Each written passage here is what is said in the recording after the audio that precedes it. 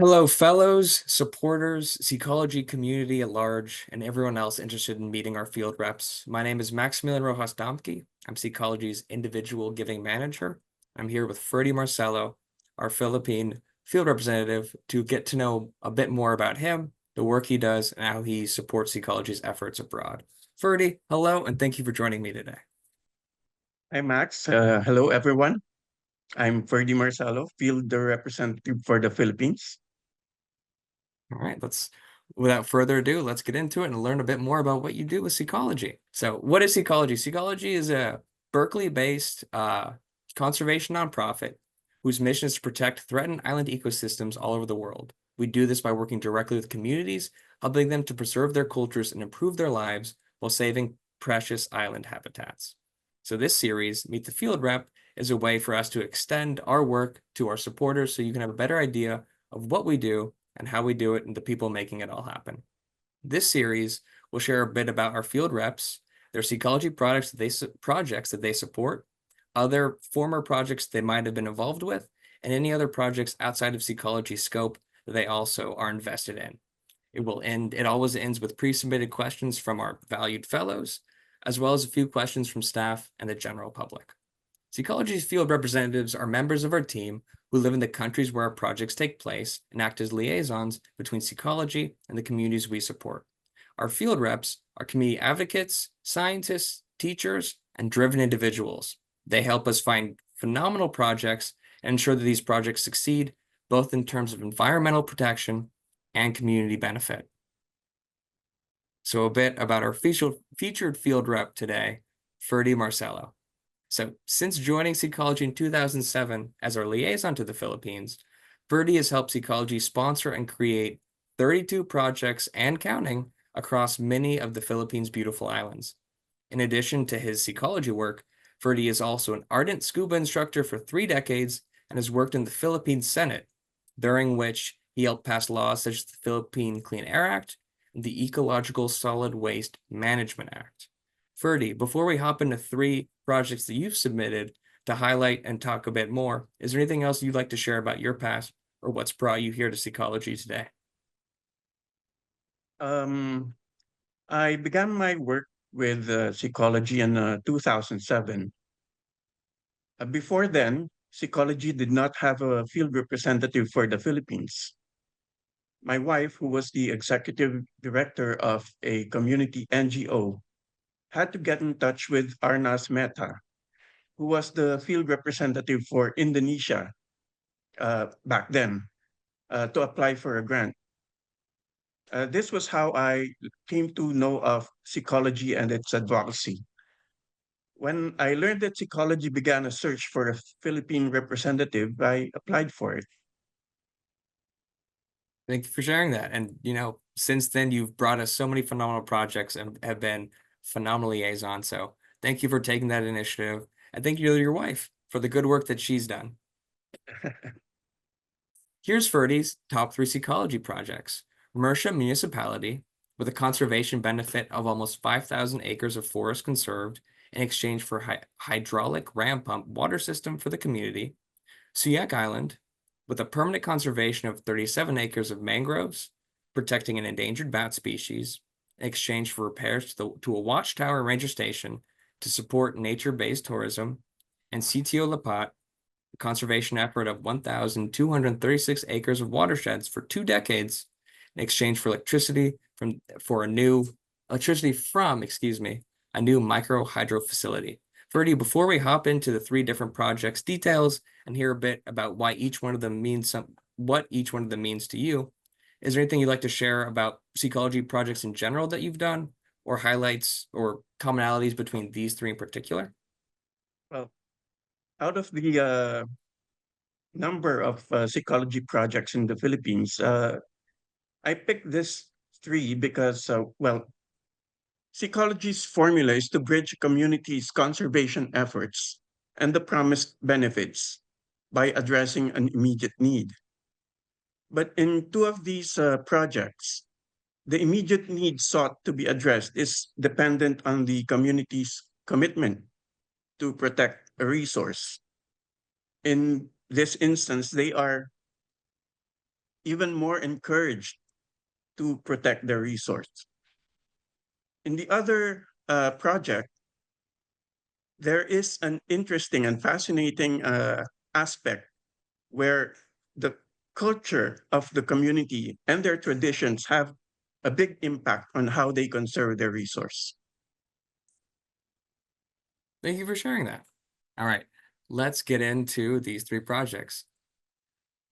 So the first one, Murcia Municipality. So in 1992, the Philippines government identified biologically important public lands to provide habitat for rare and endangered species. Fortunately, during this process, the government barely consulted communities, so there was scant grassroots support for some of these protected areas. One of which was the municipality of Murcia, which is located within the North Negros Forest region and Mount Canelaon National Park. Illegal logging, slash and burn farming, and indiscriminate hunting threatened a lot of species and ecosystems within this protected area. Three barangays, which are villages within this municipality, Landong, Santa Cruz, and Buena Vista, are willing to protect the almost 5,000 acres of watershed forest adjacent to their villages for the 30 years since signing with Seacology for this project. In exchange, Seacology has funded the installation of a hydraulic ram pump water system. The Alternative Indigenous Development Foundation Incorporated, a community or an organization that Ferdie connected us with, has installed the pumps, which provide water for sanitation, hygiene, washing clothes, and drinking. Ferdie, could you tell us more about Murcia Municipality, why you picked it, and what this project has meant to you? Well, uh, Murcia is one of those depressed municipalities in Negros, and the three barangays are well. I think they have a lack of basic resources. Even electricity is often interrupted.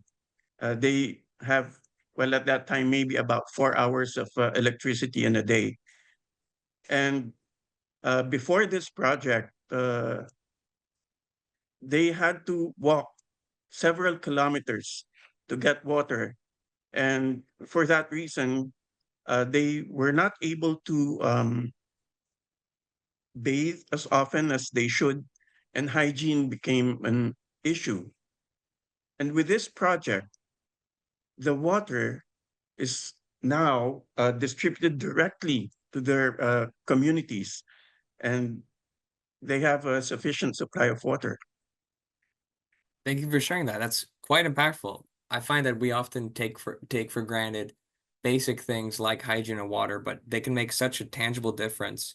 And it really is, from a financial standpoint, something very feasible for people in Western countries to support. So I'm grateful to hear that this type of work, these things that we don't even think about day to day, have made such a tangible difference and continue to. Thank you for that. Our next project is Suyak Island. So, in the thick mangrove forest of Suyak Island, bats hang from the trees like oversized Christmas ornaments.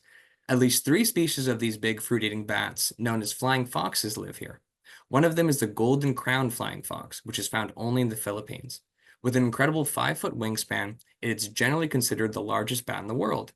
The population of these bats, which lives on a diet of almost nothing but figs, has been severely reduced by hunting pressure and destruction of their habitat. These bats are also notably sensitive to human disturbances around their nest sites. Too much noise and activity, and they will abandon their pups. This species has since become endangered. The Suyak Island community, Barangay Tabaao, will permanently protect a 37-acre mangrove area in the Sagay Marine Reserve.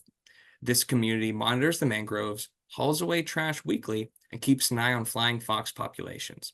It also reports its data to the Department of Environment and Natural Resources. This marine reserve is a no-take zone that's patrolled by local fish wardens. The community's economic health depends on healthy mangroves. For years, sustainable nature-based ecotourism has allowed a limited number of daily visitors, which provides livelihood for the local people. But in 2020, the government imposed strict pandemic-related travel restrictions, and tourists stopped coming. Typhoons, however, did not. These storms battered the boardwalk, cottages, and spas that had supported tourism, And although the island has now reopened to visitors, the community has no money for had no money for repairs. The community is using a Seacology grant to make these much needed repairs, which will let them revive the community-wide practices that have kept both the people and the mangroves thriving for 20 years. Ferdie, please tell us more about Suyak Island, why you picked it, and what impact it's had. Yak Island has a community, a vibrant community actually, that relies a lot on tourism. They were negatively impacted by the COVID pandemic, and tourism really ground to a halt.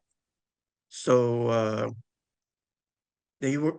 It was hard times for them, and they the people, instead of exploiting their resource for you know, in a destructive way, extracting things, and you know, they could have uh, cut down the mangroves and made them to charcoal, sold them to get by, but they didn't.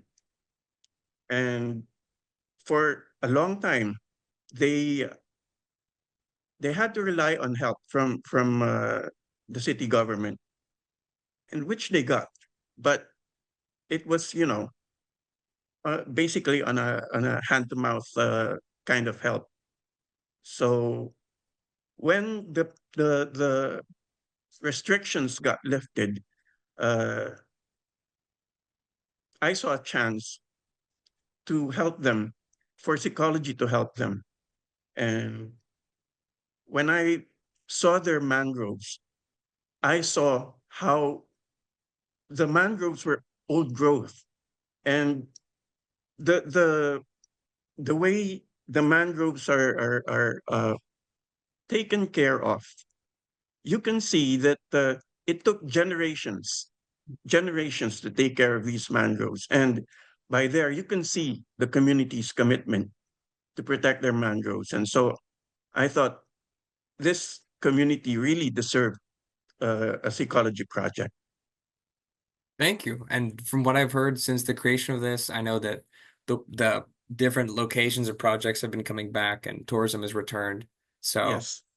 a successful project and a great find on your end. Thank you for that. And our last project to talk about today, Sitio Lapat. The Boboli Creek watershed boasts remarkable diversity, with 119 species of birds, many mammals, including fruit bats calling it home, tropical hardwood trees, and Rafflesia plants, which produce some of the world's biggest flowers, thrive there. But the destructions of Philippine forests put all of these species at risk. This village is the gateway to the forest, and long ago, ancestors of current village residents declared the 1,236-acre, 500-hectare Boboli Creek watershed area off limits, or LAPAT. Any use of the forest must be approved by a council of elders, and in a nod to the community's role as guardians of the watershed, people came to call it Sitio Lapat, Sitios meaning parts of villages. The community is pledged to continue and expand its stewardship by promoting sustainable farming methods and patrolling the watershed regularly. The village is using a Seacology grant to build a new micro hydro system, which will generate clean electricity in collaboration with two NGOs Seacology has worked with before, Sibat and Green Empowerment. The system will provide electricity to households, a health center that serves more than 500 people, and an elementary school. It will also allow cold storage of vaccines and medicine and computerization of health records. Almost at the time of this project's inception, almost every household in Sitio Lapat was below the poverty level, and electricity will and has significantly improved village life and health. This project has also helped ensure the survival of the community itself, making it more likely that people will stay in their ancestral lands instead of migrating to cities and will carry the rich Isneg culture into the future. Ferdie, please tell us a bit more about Sitio Lapat and its impact both for you, the Philippines, and what it means to have this as one of Seacology's projects. Sitio Lapat is located in Apayao province, which is uh, in the north of Luzon. It's a mountainous region with it. There are it's really dotted with the tribes, uh, the mountain tribes, and the Isnegs are part of this tribe, and they have their own cultures. The Isnegs are actually interesting because in the early 20th century, they were notorious for being headhunters. This practice, of course, disappeared eventually, but for many years, they were feared among other tribes and other the lowlanders. But they have a very, very strong sense of tradition and culture. And when we got there, when I visited this community, they welcomed us by, well, requiring us to do their talip dance, which is a courtship dance. And I really got a deep impression of the way they put a lot of importance on their tradition and culture. Now, this is an ongoing project. This project is supposed to be finished December, uh, but because of the typhoons that came, it may be delayed by 1 or 2 months. Uh, I have very high hopes for this project, and I, I I came to love the community. Thank you for sharing that. I know now and again, because our work is so directly tied to the climate crisis in terms of trying to support communities that are most at risk and currently experiencing the brunt of these changes, now and again, things like typhoons will delay our projects, but I think it speaks highly to the tenacity of the Philippine people that you're supporting and our greater communities across the globe that recognize the value of these projects and put in the effort, even when the environment themselves creates roadblocks because of the long-standing support and positive growth that they will kind of uh, create. So thank you for sharing that. All right, Ferdy. Now that we've gotten to hear a bit about the three projects that meant a lot to you, I'd like to get into the questions. This first slide will be some frequently asked questions. These are questions we're going to ask every field rep. And then the next one, we're going to pull the PowerPoint down. It'll be you and I chatting. We're going to go through some special questions that were submitted by fellows for you directly. Okay. So first frequently asked question. How do you make sure that the community holds up their end of the bargain? Um, well, there are four elements that I look for in every proposal. One is grassroots commitment. Uh, the second is a defined protected area. The third is an enforcement mechanism. And the fourth is the community's need. Now, all of these are kind of fluid. For example, grassroots commitment, you can't really have a black and white thing about that. You just have to see the community and see how they receive you, how enthusiastic they are, and those are kind of the things that you look for. A defined protected area has to be, there has to be coordinates that will define the protected area. An enforcement mechanism would involve the community setting up patrols, something like that, and the community's need. How much of a need is it? Because for some, they want a hospital, but how do you put doctors in that hospital, for example? So those are the things that have to be evaluated. Gotcha. Well, one more quick follow-up question before we get to the next one then. Do you believe that those four tenets really make an effective project in the sense of not only does it help the community uphold their bargain, but it actually leads to more holistic and effective project itself? Yeah, it's a way of determining how the community will basically hold up their part of the bargain. Because absent those, for example, if the protected area is not defined, how can you expect people to know that they are in a no-take zone, for example, if it is not really that defined? Mhm. Something like that.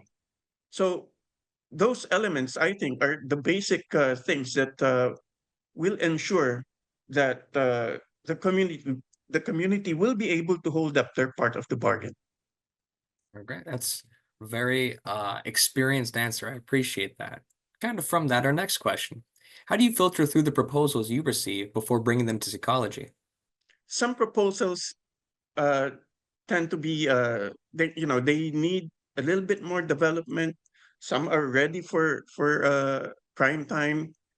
Uh, those that need further work, I will give feedback and tell the proponent that maybe you can improve on this or that.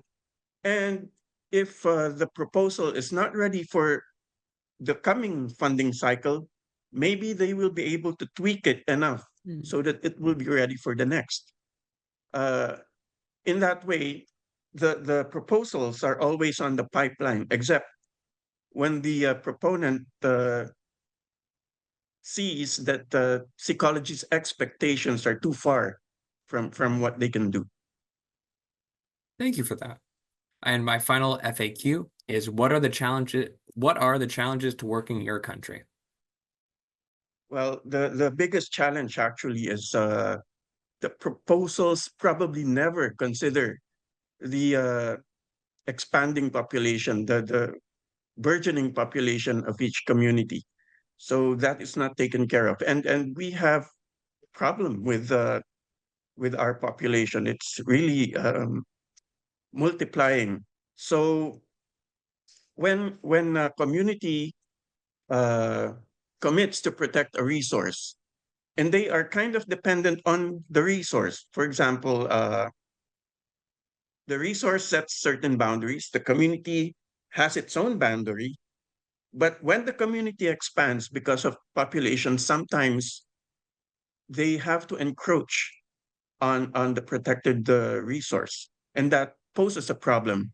And that is not usually factored in the proposal. So that is the reason why we do not expect the next generation to uphold the previous generation's commitment.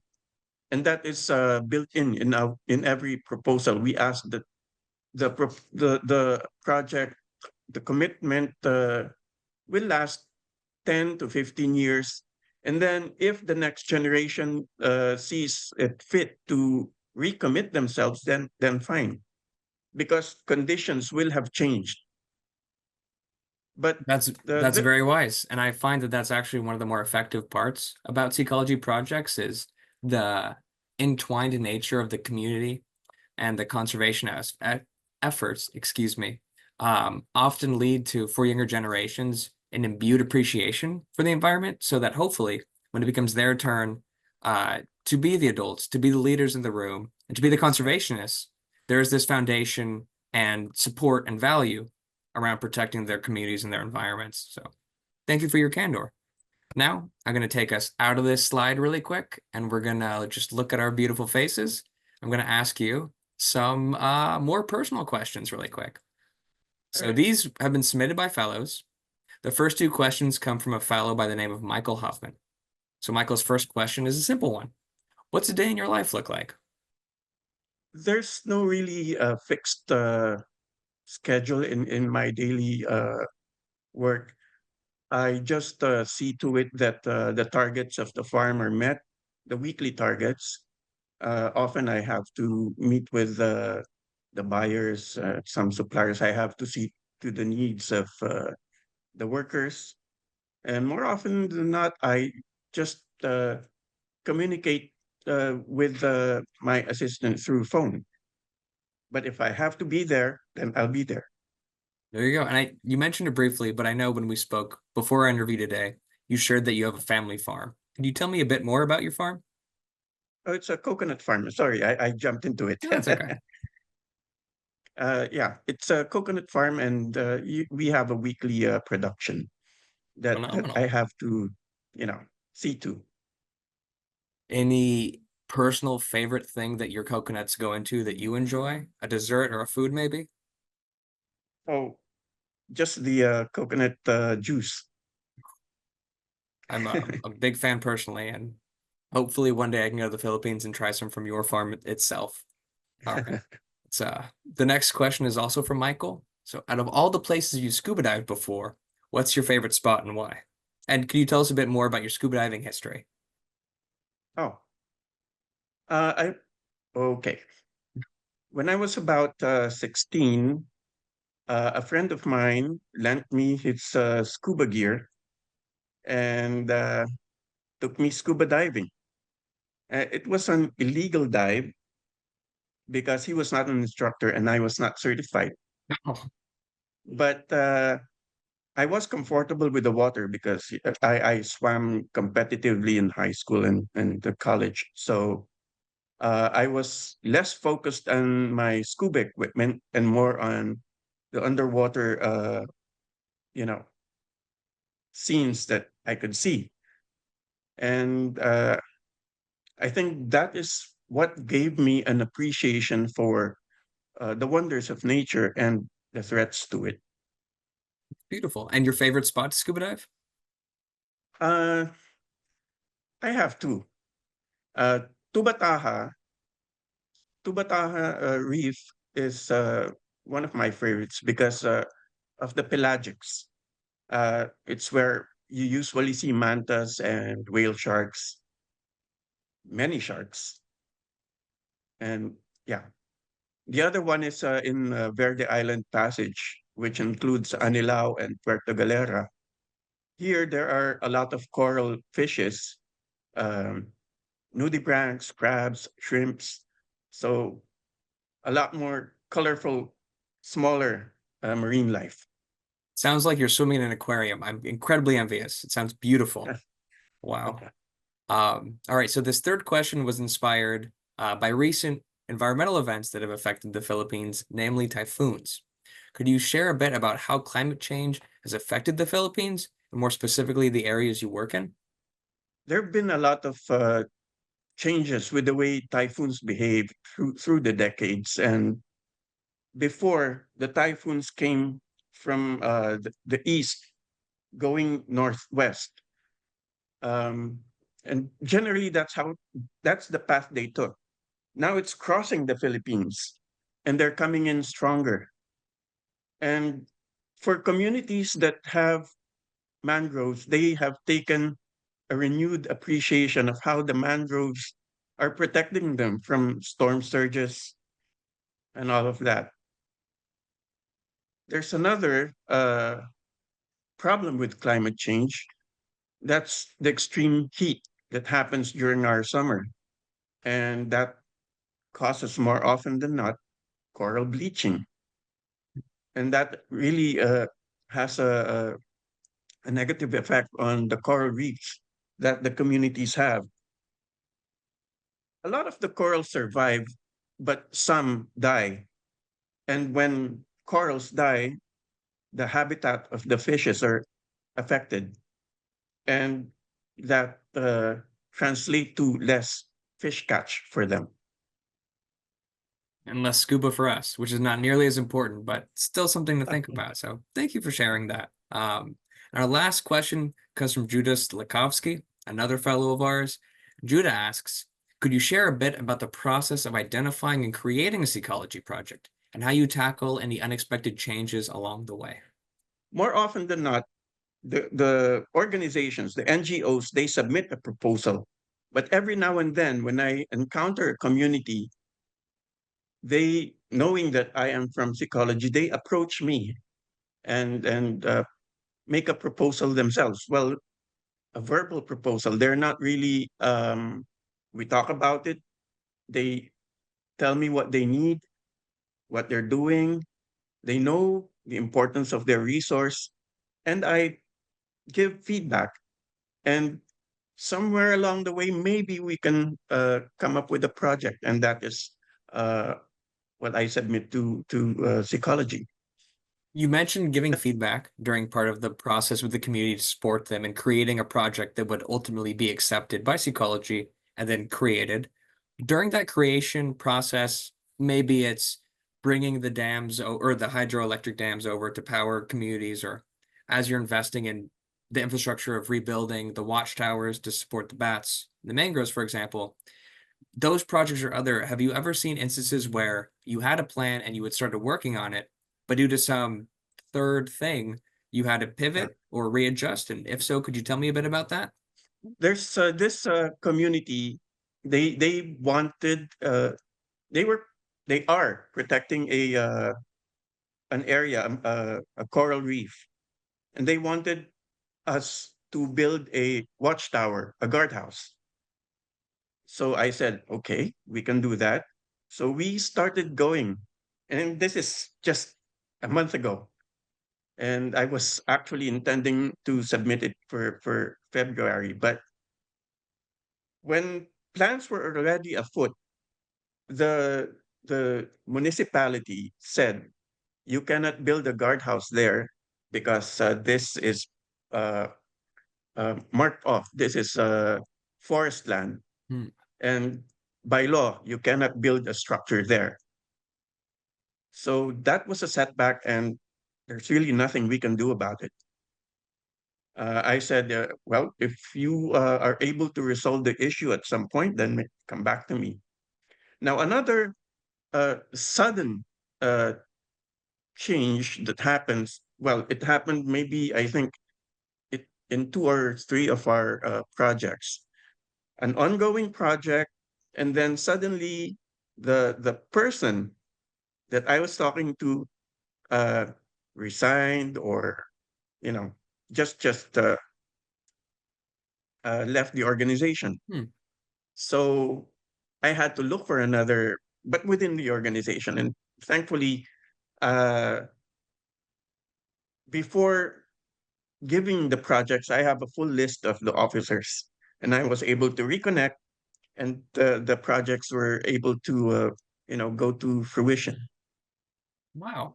Well, I want to thank you on behalf of Ecology for your tenacity amongst everything else you've done. I know that these projects are very difficult to create for a number of unique and variable reasons. So I appreciate your diligence in both finding projects that will ultimately be done and be effective so we don't leave anything half completed or not even started, and your honesty in working with the communities and finding ways we can all share success, or if those aren't feasible, keeping connections so that maybe one day we can return there and continue our good work. So thank you for that. And so now I'm going to share our screen, share the presentation once more for a quick thank you, and they're going to hand the virtual microphone, Ferdie, back to you once more for any closing thoughts or words you would like to share. Thank you, viewers. On behalf of Seacology and Ferdie, thank you for coming out today to learn more about our conservation efforts in the Philippines. If you have any other questions for Ferdie or any Seacology questions in general, please feel free to contact me at the email you see there. If you're interested in joining Seacology Project, traveling to beautiful places like the Philippines, please follow that link you see underneath the blurb on the left. If you'd like to learn more about Seacology and our work, you're more than welcome to visit our website, check out our social media, subscribe to our newsletter, and if this conversation moved you, please consider making a gift to support efforts like Ferdie's at seacology.org/donate. All right, Ferdie, as I close this out, is there anything else you would like to share to our community and anyone else who might be watching this? I would just like to express my thanks to our supporters because without them, we cannot do our work. There you go. Thank you so much for your time, Ferdie. Thank you to everyone who tuned in and watched this, and we appreciate your support.